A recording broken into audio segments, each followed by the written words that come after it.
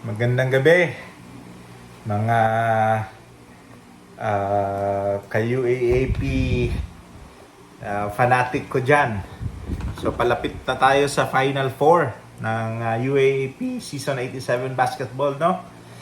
At currently, ang naglalaban sa Final Four is or pasok, at least ang pasok sa Final Four is ang De La Salle University Green Archers, the UP Fighting Maroons, at ang naglalaban sa third and fourth spot is ang team from the UST Growling Tigers, the UE Red Warriors, the Adamson Soaring Falcons, and the FAU Tamaraw. So apat pa sila, no? At ang nalaglag naman is ang Ateneo Blue Eagles at ang NU Bulldogs, no? So ano 'yon, sure na 'yon na natanggal sa sa pwesto, no? So anong I think we still have what, five game dates, no? I think we still have 5 game dates, or at least we have four important games, no, to look at, no? These are the fight of FEU against UP on game 53, game number 53. Then we have the game number 54 at UST against Adamson.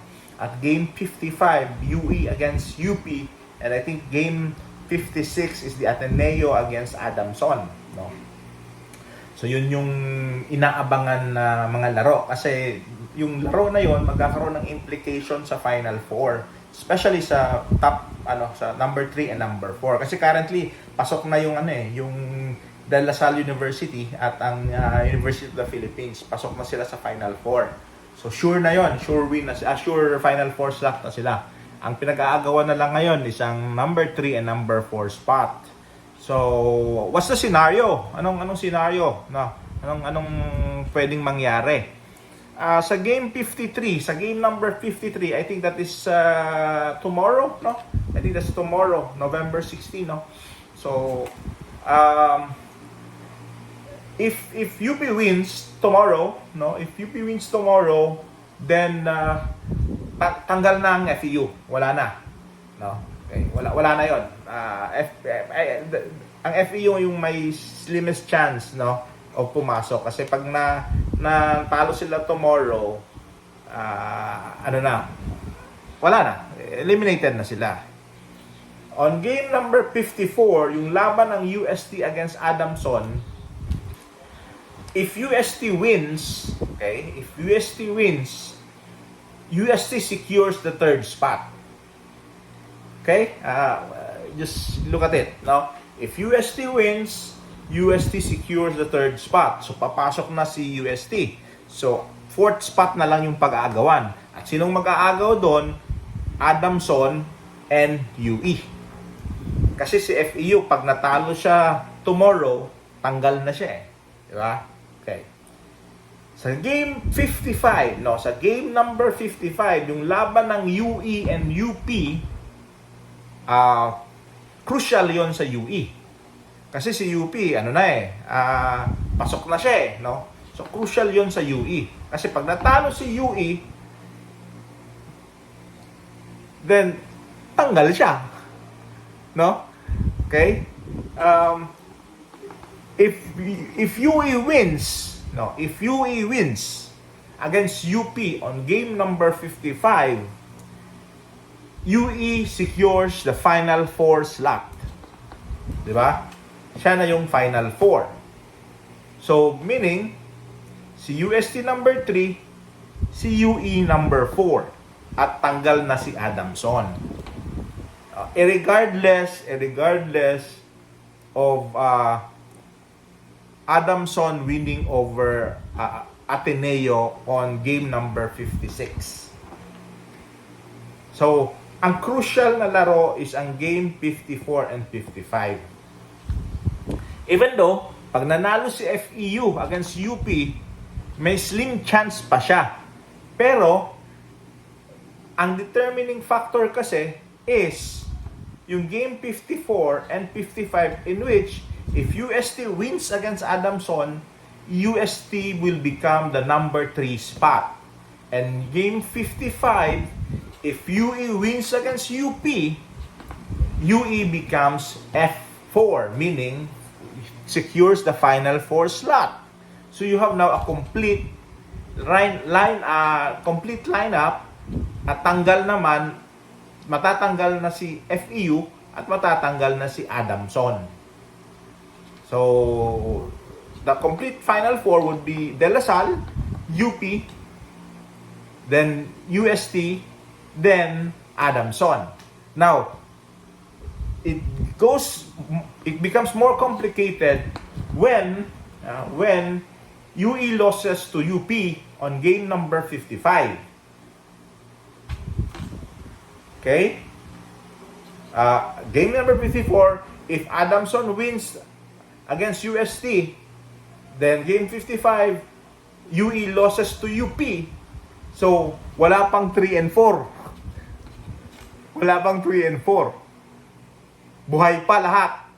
Except for FEU. Buhay pa lahat. I mean, if UP wins against FEU tomorrow. So, buhay pa si...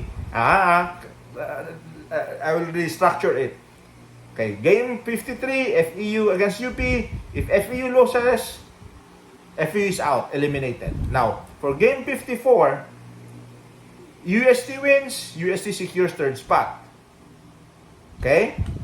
In game number 55, if UE wins, UE secures final 4 slot, meaning number 4 slot, and UST number 3 slot.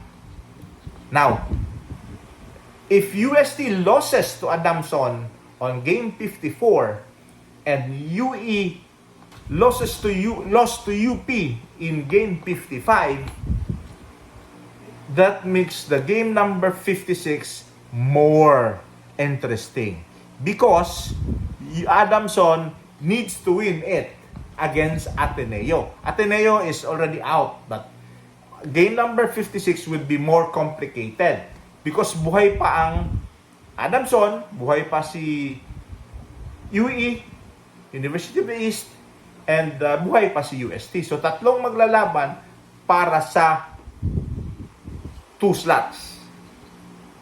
Okay? So, tingnan natin, no? I will not discuss the game 56 scenario when who would be more likely the scenario because ang mangyayari magkakaroon ng advantage quotient win over the other and the quotient system So let's see first how game 53, game 54 and game 55 looks like, and from there tingnan natin kung sino ng kasi crucial yung laban 53, 54, and 55. Especially the 54 and 55. Kasi sa 53, pasok na kasi si UP Pasok na siya So, pwedeng matalo siya kay FEU. Wala namang problema kay UP yun. Pag natalo si UP kay FEU. Magkakaroon pa ng chance si FEU. And that gives more complication pa. No? Pag natalo si FEU, tanggal na si FEU. In game 54 and 55 is more critical because both Adamson and UST, which will be fighting for game 54, needs to win really. Who among the two, no? At doon naman sa game 55, UE must win against UP to make it more complicated. Okay? Okay? So, by the way, after this game 55, 56, no? We'll have the final 4 and the final 4 would be the number 1 player, the number 1 team which is the De La Salle University, will be fighting against the number 4 team. And the number 2 team fighting against the number 3 team. The number 1 and number 2 teams are twice to beat in a twice to beat advantage laban sa number 3 and number 4. So meaning, kailangan manalo ng 2 beses ang number 3 and number 4 team against the number 1 and number 2 team para silang pumasok sa finals. That's it. No? So if you have some questions, let me know. Some suggestion, let me know. Please like and share. Guys, di ba? Please like and share. That's it for me. Thank you. God bless. Ciao everyone. Let Nick out.